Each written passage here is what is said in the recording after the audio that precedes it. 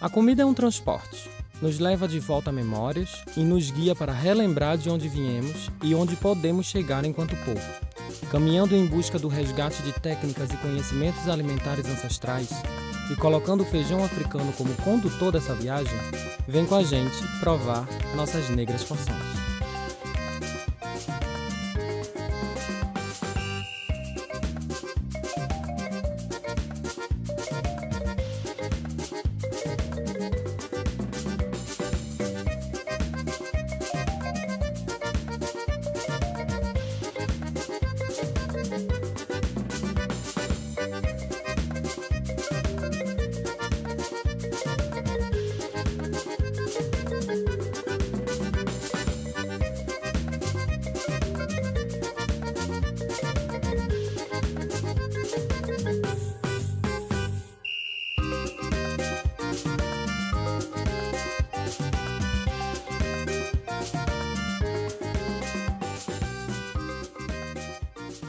Vigna unguiculata é o nome científico do feijão macaça, que também é conhecido como feijão fradinho, feijão de corda, calpi, calpia, black eyed peas, caramane, niemba, nhemba, entre outros tantos nomes. Segundo o Dr. Liazo Adebayo Ogunkami, professor associado do Departamento de Biologia Celular e Genética da Universidade de Lagos, na Nigéria, o macaça é nativo da região ocidental do continente africano e teve sua domesticação datada aproximadamente 4.000 anos antes da Era Comum, se espalhando para a região oriental do continente e então seguindo para a Europa do Império Romano em 2.300 anos antes da Era Comum. Conforme pesquisadores asiáticos da Universidade de Arkansas, nos Estados Unidos, que estudaram a diversidade genética e populacional do feijão macaça, os grãos presentes no Brasil puderam ser agrupados geneticamente com os grãos encontrados na Guatemala, México, Paraguai, Moçambique, Zimbábue, Senegal, Quênia e Austrália.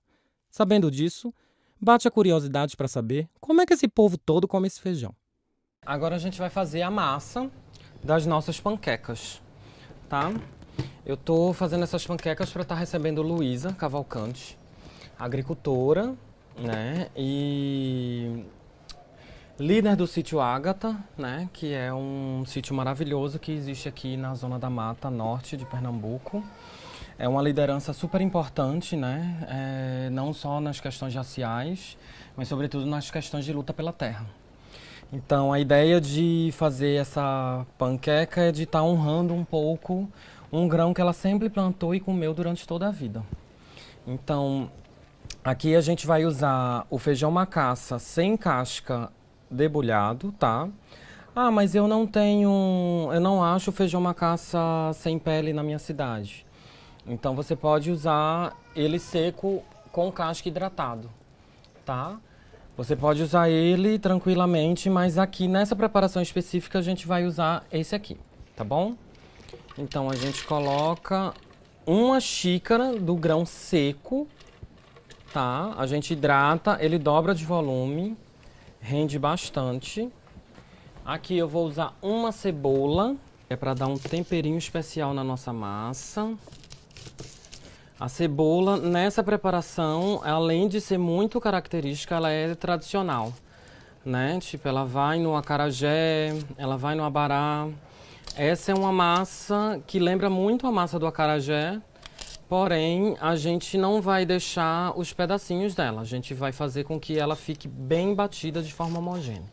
Eu vou colocar um dente de alho, mas vocês podem colocar mais, caso desejam, né? Então, depois disso a gente coloca um pouquinho de sal, sal a gosto, tá?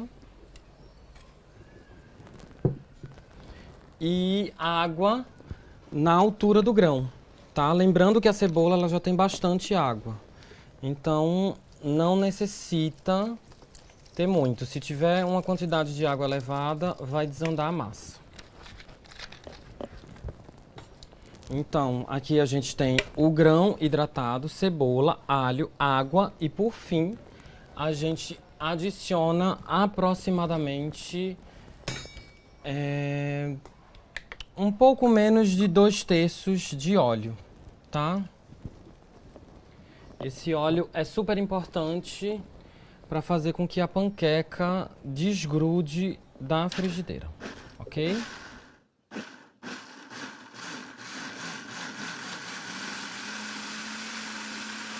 batida, a massa ela tem que ficar numa consistência bem homogênea, tá? Quanto mais batido, melhor o resultado final. Então agora eu vou despejar ela aqui no Agdá. Vou tirar esse talo da taioba. A gente vai precisar escaldar a taioba para tirar o oxalato de cálcio dela, que é algo bem comum em vários vegetais, inclusive no espinafre.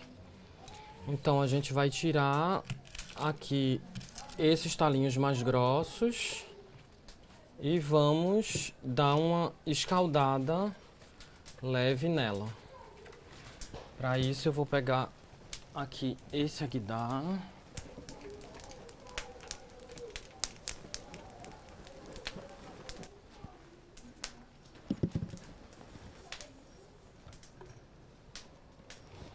E vou dar uma rápida escaldada nela aqui, como processo inicial. A gente também usa quiabos. Os quiabos a gente corta geralmente em tiras.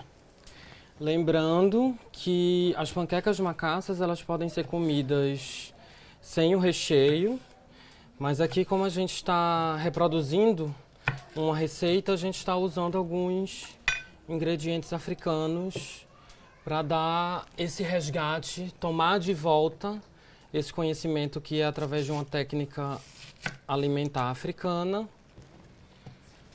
dando a ele essa característica. A gente também vai colocar um pouco de inhame, que é um alimento sagrado nas religiões de matriz africana, não só aqui no Brasil, né, mas em outros lugares da América Latina. Depois de ralar aqui, a gente vai refogar esses ingredientes de uma maneira branda, não precisa ser bem refogado porque eles vão dentro da massa do macaça, ok? A folha, um pouco depois de escaldada, a gente vai voltar ela bastante e vai fazer pequenos cortes.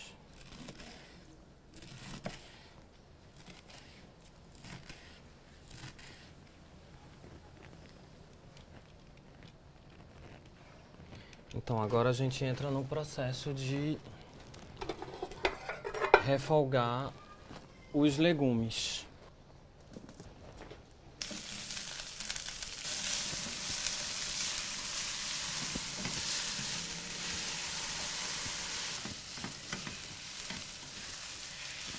Por fim, jogo uma pitadinha de sal. E agora eu reservo esse refogadinho.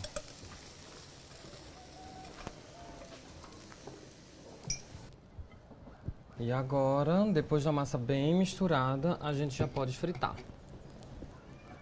Depois que a frigideira estiver bem quente, coloca um pouquinho de óleo, tá? Mistura bem. Importante ter tudo bem misturado. Com uma concha.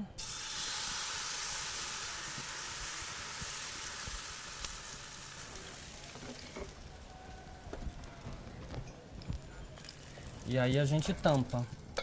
Então a gente tampando, a gente consegue fazer com que a parte de cima também cozinhe um pouco pra gente poder virar. A frigideira bem quente vai fazer com que ela solte com bastante facilidade. Esse tipo de panqueca é muito comum, como eu falei já anteriormente, na Coreia do Sul. É uma comida de rua tal qual o acarajé. Então, essa ideia é a gente estar resgatando um pouco da técnica e desse conhecimento alimentar africano, que é a hidratação de leguminosas, maceração e o tempero, de volta para a África, né? Na Coreia eles fazem com feijão mungo, que é um feijão moyashi, né? Então usam brotos de moyashi, alguns outros tipos de verdura, selga ou couve chinesa. Aqui a gente está fazendo com os ingredientes africanos.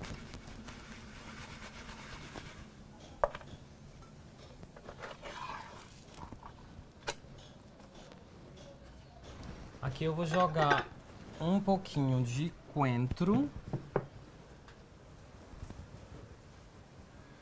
e um pouquinho de calda de hibiscus. O hibiscus é uma flor africana, tipicamente africana.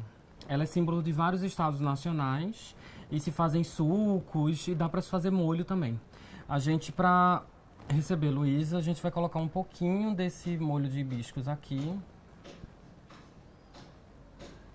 para dar uma temperadinha e aguçar o sabor dessa incrível panqueca macaça com quiabo, inhame e taioba.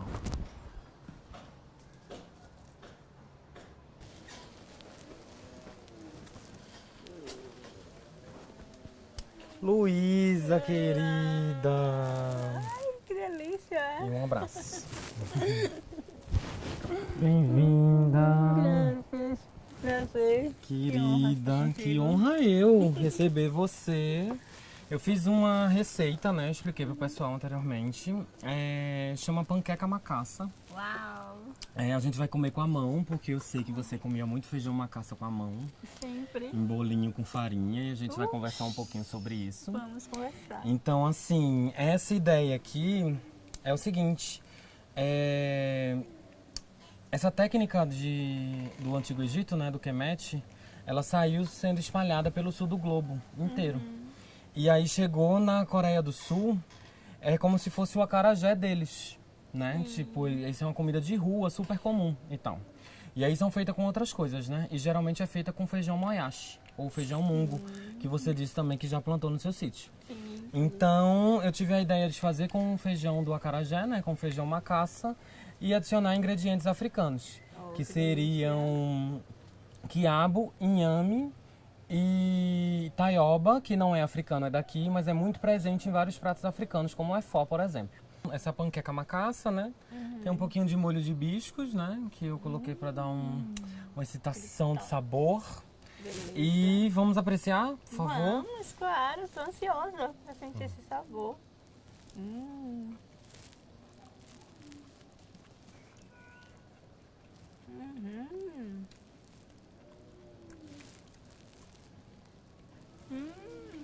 Menina, Quiabo, inhame e taioba na massa. eu quero a receita. Super simples, como eu mostrei pro pessoal. Massa de acarajé mesmo, batida. Bem, Luísa, a gente já se conhece há um tempo também, né? Eu queria agradecer tua presença aqui, né? Participar disso, me sinto muito honrada, né? Em nome de Elaine e de Davidson, né? Tipo, eu queria fazer reverência também à mãe Fátima, né? Que é, digamos assim, a energia vital, né? De todo esse espaço aqui do Quilombo Catucá, né? Eles responsáveis pelo terreiro, né, o Ile Axé Oyatogum e o Centro Cultural Quilombo do Catucá, que, enfim, já aconteceu muita coisa marcante aqui, né, e um espaço de resistência infinito aqui na cidade, né. Pensando nessas memórias afetivas que marcam o nosso encontro, qual a tua memória afetiva com o feijão macaça, assim? Tu tem alguma relação especial com ele no teu sítio? A comida, naquele momento empobrecida, né? Você comeu feijão de água e sal com farinha, aquele molhinho ali de qualquer, né? Era um molhinho só para dizer que tinha algo, né? Mas Sim. elas inventavam aquele molhinho. E era também percepção do que é que tem em torno e que pode transformar num molho gostoso, né? Sim. Então esses momentos, essas memórias são fortalecedoras, elas me guiam até hoje também, sabe? Desse lugar de que a comida é sagrada, de que alimentar a comunidade é sagrado e que sentar para comer junto é especial, é resgate de ancestralidade, é cultura, né? É momento de cantoria, de risadagem, sabe? Sim. De contação de história, né? De lembrar de quem foi, de quem está presente, de quem vem já já. Não só essa força, esse conhecimento, né, mas essa potência, né? Essa potência de ter alimentado tanta gente durante tanto tempo na história da humanidade, né? E que a gente simplesmente foi impedida de saber desse conhecimento, né? Então, assim, por mais que as pessoas imaginem, falem da fome e etc., mas saber que tem um conhecimento por trás da cultura alimentar que o feijão macaça, enfim, proporcionou, né? Isso. Porque, enfim, como eu te falei, a gente vê muita gente falando em comida de pobre, tem muito estigma e etc, né? Mas, tipo, é porque não tem uma riqueza valorizada, né? Não enxerga aquilo como algo de valor. E é algo, assim, pra mim, extremamente rico, sabe? Tipo, o caldo do feijão macaça servir como um mingau pra noite, servir como uma sopa, sabe? Tipo, Sim. isso é além de reaproveitamento, sabe? Claro. Tipo, isso é reverenciar totalmente o feijão macaça, né? Que tem essa força de nos nutrir, tem essa força de dar em qualquer lugar árido, né? Tipo, e sobretudo, assim, tem essa força de nos conectar com nossos ancestrais. Exatamente. Porque há muito tempo esse feijão é usado, há muito tempo esse feijão foi domesticado. Então era um pouco disso assim que eu queria também falar contigo, sabe? Porque a gente sabe que esse feijão é conhecido por diversos nomes, né? E aí você até, né, já pincelou alguns e tal. Eu queria saber qual era a maneira que teus familiares se referiam a esse feijão e qual a forma que tua comunidade, tua família costumava comê-lo. Então, era muito chamado feijão xoxabunda, né? Xoxabunda. Xoxabunda. A gente, criança, achava muito engraçado, né? E não entendia por quê. Nem também perguntava, era engraçado. Então, a gente, e naquela época, a criança não perguntava muito. Sim, A gente era curioso, ficava ali atento às conversas dos mais velhos. só de olho grande. É, e eu ouvido atento. Aí gritavam assim, vem comer xoxabunda! Feijão xoxabunda já tá pronto, menino, chega aí. Então, essa farra de chegar e o feijão xoxabunda, né, e comer. Talvez o xoxabunda também tenha essa estratégia, né, de trazer uma coisa que deixasse as crianças à vontade, né, Sim. para absorver aquele momento de dificuldade, Sim, um né? nome curioso, engraçado, né? Aí o bolinho, né? E essa forma de comer, né? De fazer os bolinhos, molhar, botar na boca. Às vezes, esse feijão era enriquecido com legumes. Girimum, né? Ou abóbora, como se diz. Aí botavam vários pedaços dentro. Aí tinha que a machixe jogava dentro. Que delícia. Pensa! E né, um alhinho quando aparecia. O coentro e a cebolinha, meu Deus. Ai, meu Deus. Ele só de água e sal, com coentro e cebolinha ali. Né? Mistura. Ixi, água na boca da minha. O feijão a gente conhecia por vários nomes, né? O feijão xoxabunda, feijão macaça, né? Feijão corujinha, rajadinho, o feijão bajão. E esse feijão bajão é um dos feijões assim mais considerados lá nos assentamentos. Né? As pessoas plantam e a gente vê, assim, os homens passam a ter um cuidado com essa semente. Sim. Porque são bagens bonitas, né? Elas ficam as bagens grandes. Né? E vistosa, fica verde, avermelhada, assim, arroxeada, bem bonita. E quando você moia, você bota aqui na mão, já arruma um molho de 1 quilo, sabe? Quando você bota na feira, o pessoal já cresce à vista, né? Sim. Tá bonitão, assim, já vai farto. nele. É, e são grãos grandes, fácil de debulhar também. É um feijão que não esquenta a feira. Sim. E aí, sempre essas sementes são mais procuradas, são selecionadas. Aí os homens botam para secar, cuidam daquela semente, porque sabe que no próximo ano vai ter um bom lucro, uma boa safra e lucro sobre ela. Aí a gente também observa disso, né, desse cuidado Sim. masculino, que em geral é mais as mulheres que estão ligadas em cuidar da semente. Sim. Então a gente tem essa cultura por lá, com o feijão. Que bacana. E me diz uma coisa, tu pode me falar um pouco assim, né? Porque muita coisa mudou no Brasil, né? E no Nordeste desde, enfim, né? Da sua infância, adolescência, etc. Sobretudo na alimentação dos brasileiros, né? Aqueles tempos, né? Anos 60, 50, 70, era de extrema dificuldade e desigualdade. Então, assim, tu poderia me dizer qual a importância do feijão macaça na alimentação do povo nordestino? Sim, a importância esteve justamente por ser um feijão rápido, né, se adaptar aos climas, né, e as pessoas plantaram muito dele. E ele também era fácil e é fácil de se comer, a possibilidade de fazer muitas coisas, né, de fazer eles de água e sal, de guardar aquele caldinho, fazer os mingau, essas Acarajé, coisas. abará. E fazer os bolinhos. Eu lembro de minha mãe, ela amassava, entendeu? Botava umas verdurinhas, aí fazia umas coisinhas assim e fritava. Muitas vezes era a janta, né? Às vezes era o café da manhã.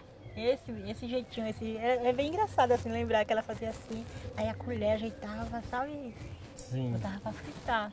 né, o feijão. Então, essa possibilidade de variar o feijão, entendeu? De temperar ele, dar sabor a ele de qualquer coisa, ele foi um feijão de resistência para esse povo nessa época de dificuldades, entende? Então, ele tem uma importância muito grande, alimentou o Nordeste. Sim. Todo mundo assim, você vai falar aqui, essa região, Casa Amarela, Camaragibe, essa região metropolitana do Grande Recife, você vai conversar com as pessoas mais velhas, todo mundo vai falar do feijão macaça. Sim. Bem, Lu, né, você é uma mulher que, além de importância política aqui na cidade, na luta, né, contra o racismo, você também é agricultora, tem um processo de luta pela terra, assim, muito inspirador, né? Tipo, você participou de acampamentos, assentamentos, né? Tipo, construiu a tua própria história nessa retomada, né, da terra que foi tirada de nós, né? Hoje em dia a gente pode dizer que você conseguiu tomar de volta aquilo que roubaram dos teus ancestrais, né? Tipo, num sítio maravilhoso, incrível, riquíssimo, que chama Sítio Ágata, que é o nome da tua neta. Então, filha de Nizinga, né? Uma mulher também super forte. Então, eu queria saber, dentro desse teu processo de luta, né? Tipo, pensando o feijão macaça também como um feijão de resistência, se tu tem alguma lembrança ou alguma memória que possa compartilhar pra gente, e se o feijão macaça te ajudou e contribuiu na tua luta pela terra. Ah, sim. Tem um período, 2002, a gente ainda estava na luta, né? No acampamento, e a gente fez um plantio de feijão macaça, o xoxabunda, a qualidade do xoxabunda. E aí os outros agricultores ficavam, esse feijão não vai dar. Esse feijão, se você dá um cheirinho de adubo químico, ele ficava bonito, a gente cheira ele todo dia. Não, mas ele é só uma pintadinha, mas a gente dá aquela pintadinha de cheiro neles. E nosso plantio foi um plantio lindo, lindo, assim, sabe? Floresceu rápido e a safra parecia que era inacabável. Nossa. A gente tirava e tinha mais, tirava e tinha mais. Toda semana, foram semanas seguidas de colheita, de colheita. Foi lindo, muito lindo. Sem adubo químico. Claro, nunca usamos. Adubo químico jamais. E semente sempre crioula. Semente sempre crioula e o adubo químico nunca, né? Preservar a vida passa por aí também, por esse compromisso, claro, né? De não usar. Inclusive a gente tomou uma atitude política que era não pegar a semente do feijão macaça doada pelo IPA, porque era uma semente com veneno. Então, não vamos plantar a semente com veneno de jeito nenhum. Então a gente foi sempre em busca da semente crioula, preservando. Sim. E a gente traz essa alegria, sabe, de provar para nós e também para os outros em especial, que não precisa desse adubo químico, né? Que o cuidado, o jeito como você cuida da terra, da semente, ela vai lhe dar a resposta, ela vai lhe dar e lhe dá com muita fartura, né? E para mim justamente vem disso também, porque vai linkando com essas memórias da infância, né? Tem aquele feijão que sempre alimentou a gente, né? O xoxabunda ali, sim, cuidando. Né? E dando a fertilidade necessária para o sítio, né? Tipo, vir a ser o que é hoje, né? Luísa trabalha com mutirões, né? Ela recebe pessoas, né, para ajudar, sim, a construir o sítio.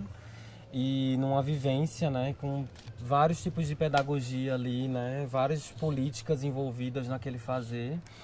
E, enfim, uma resistência que, para além de inspiradora, assim, tipo, é emocionante, né? Ah, muito obrigada.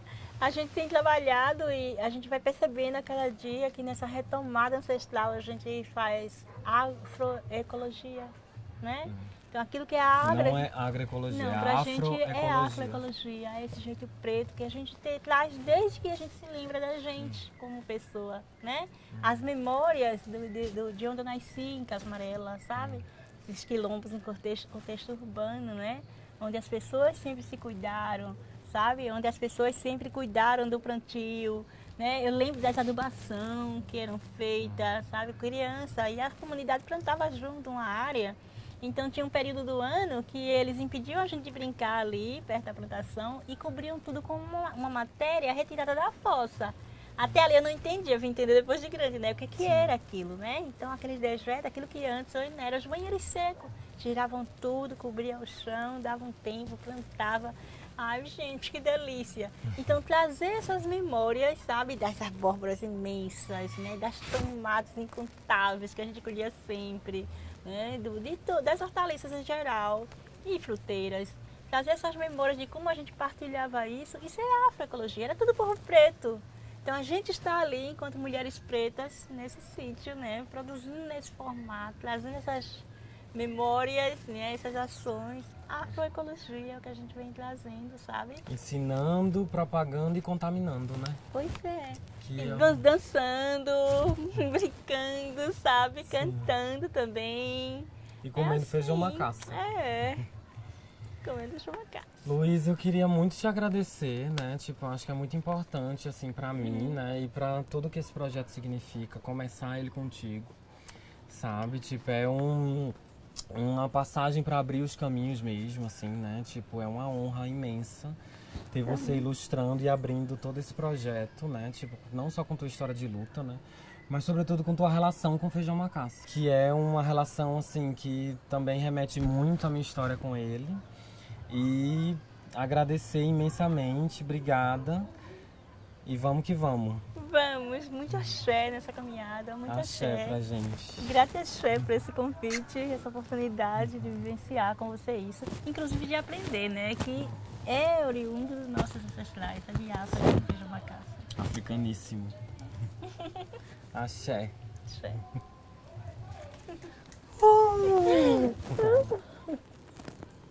Ai, que lindo, obrigada. Fosse poder a cozinha. Menino, não chore não, que o feijão está no fogo. Menino, não chore não, que o feijão está no fogo. É macaça, xoxa, bunda, é feijão da região. É macaça, xoxa, bunda, é feijão da região. Com macaça, xoxa, bunda, é feijão da região.